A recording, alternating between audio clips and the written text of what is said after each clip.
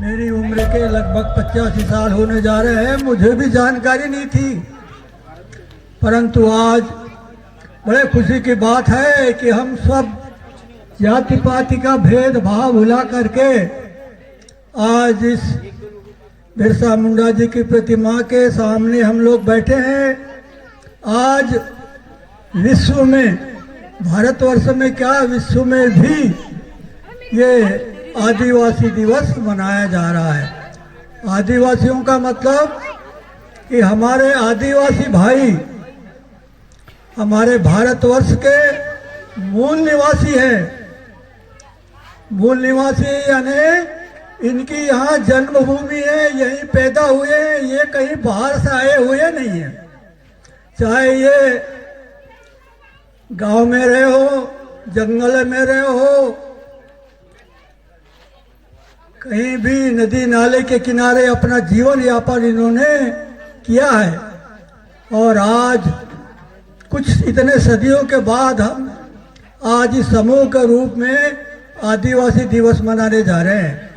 जैसे मालूम है, महिलाओं से मेरा निवेदन है, थोड़ा सा मेरे तरफ ध्यान देंगे। आप किसकी संतान हैं? आदिवासी महिलाओं से निवेदन करूंगा, आप रानी दुर्गावती की संतान है। आप रानी दुर्गावती को जान रहे हो?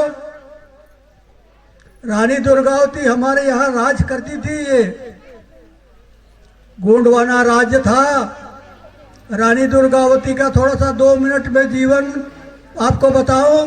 रानी दुर्गावती थी चंदेल वंश की। चंदेल वंश यानी राजपूत घराने की, ठाकुर घराने की। परंतु एक राजा हमारे, जिनका नाम था मड़ावी, राजा मड़ावी ने उनको अपने बहू बनाया।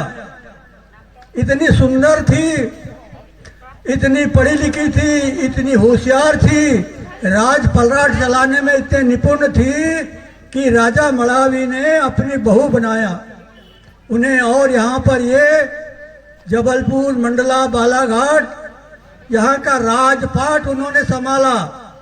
और मराठों से, अंग्रेजों से, कई कितने लोगों से मुकाबला होते रहा। अपना राज दिलाने के लिए, अपने राज्य को बताने के लिए अपने प्राणों की उन्होंने आहुति दे दिया। आप उसकी संतान हैं। आप केवल आदिवासी नहीं समझो, आप राजा महाराजा की संतान हैं। आप रानी दुर्गावती क्या थी? साधारण महिला नहीं थी, महारानी थी, रानी थी, जिसका राज गढ़मंडला में राज है, इतना चल रहा है, जिसके नाम से रानी दुर्गावती कॉलेज चल रहे हैं, अस्पताल चल रहे हैं, विश्वविद्यालय चल रहे हैं। इतनी महापुरुष की आप संतान है। बाहर से हम लोग जो आए हैं, वो तो अब मैं पवार हूँ। अब मेरी उत्पत्ति बताते हैं, वो धार झाबुआ। अब पता नहीं मेरे बाप ने देखा कि नहीं, मैंने तो नहीं देखा। धार झाबुआ वहाँ की उत्पत्ति, हमारी राजा भोज की संतान।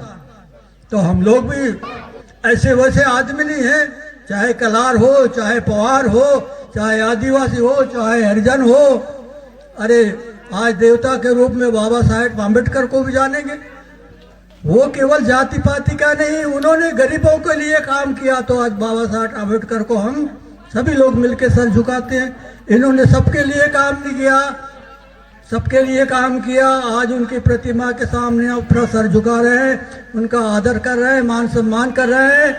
मैं आपको ख्याल दिलाना चाहता हूं कि हम कोई साधारण आदिवासी ऐसे ही नहीं है। आज के मेरा 85 साल की उम्र, जब 10 साल का था, अम्बीलाल बाबा, ये जो पीछे खड़े हैं ना, इनके नाना राजा, इन्होंने यहाँ पर बड़े भारी, ये छिंडी महू जो था, इन्होंने यहाँ बड़ी भारी आदिवासियों का सम्मेलन किया था और अपने आदिवासी राजाओं को बुलवा करके सबको जानकारी दिया था। आप राजा महाराजा की संतान हैं, तुम्हारा ये मूल निवासी है। हम लोग जो दूसरे हैं, भाग भूग के आए इधर उधर से, मगर तुम्हारी जन्मभूमि, तुम्हारी पैदाइश यहाँ की है।